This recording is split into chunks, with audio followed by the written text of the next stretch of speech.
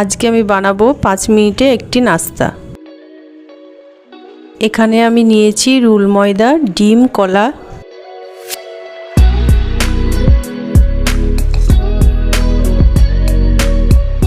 Rule ময়দাটাকে পাতলা করে গুলে নেব।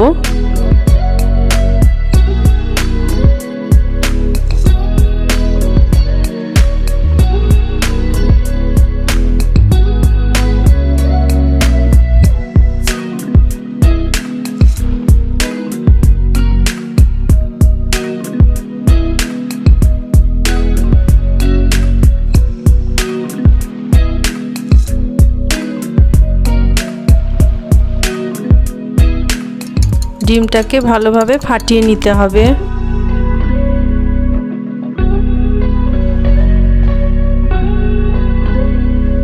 স্বাদের জন্য কিছুটা চিনি অ্যাড করছি।